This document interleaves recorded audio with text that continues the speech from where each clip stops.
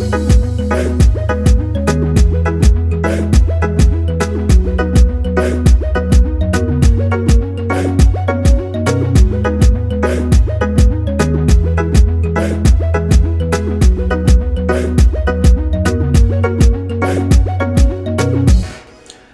guys, zita ndiela king kuna wanga wasati wandisiwa guys. Togara chibika zvinyowani every day guys. Brand new reading mwana ndokusota guys. Asi asiyo nyana hompenda na. Nya hompenda na guys. Nduda kubatsira uma upcoming artist pane zvandinoziva izvi. Nyasi kunditeresesa kana uri upcoming artist nasi.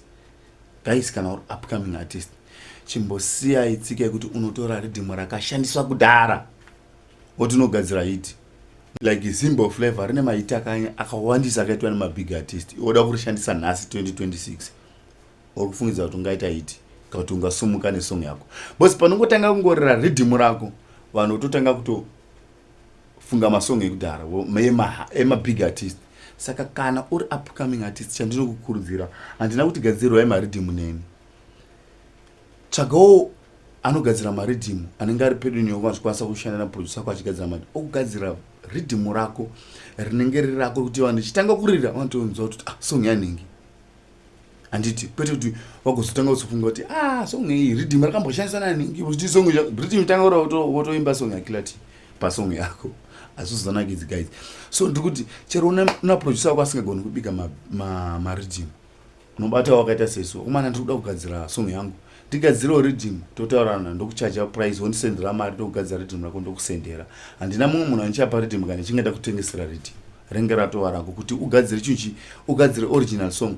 Bositerai song yakagadzirwa kuma 1980 something ikoko kuma 1990 yadembo iri kurera nhasi guys.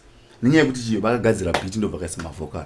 Hapana zvekuti uchazonzwa beat inozonzi rakazoimbwa naTonga Imoka naMacheso beat resong yani yadembo. Saka ndikurudzira kuti ma-upcoming artist chimbogadzirai ma-rhythm enyu.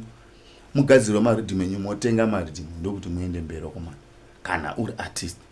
Nokuti ukada kushandisa ma-rhythm akashandiswa kare hauna kwaunenge uchienda. Kungokunyeurirayo guys. Ini ndotori nechido chekuti muende mberi. Chero ndisina kuenda mberi ndotowa nechido chekuti muende mberi bosi malaki hafanani. Saka ukateerera zvimwe zvinoda kuteerera vamwe vachitaura ndokuti zvinhu zvako zvikufambire. So tikukurudzira ma-upcoming artist kugadzirai ma-personal beat. Kwete ngoti ndikuda kupinda marhythm akapindwa iwo marhythm akashandiswa kare. Guys, chimbogadzirai mabeat. Tengai mabeat nekuti music ibasa. Mukada zvinhu zvemahara hamuna kwamunoenda. Music ibasa. So guys, handingokusii ipapo pakadaro apa nditi chirega ndipedze kuplay chibeat. Anenge achida tanga asvika ndikatotengesera munhu handina mumwe achaitengesera chibeat chirhythm ichi guys. So chimbotera chirhythm ichi chakamira sei.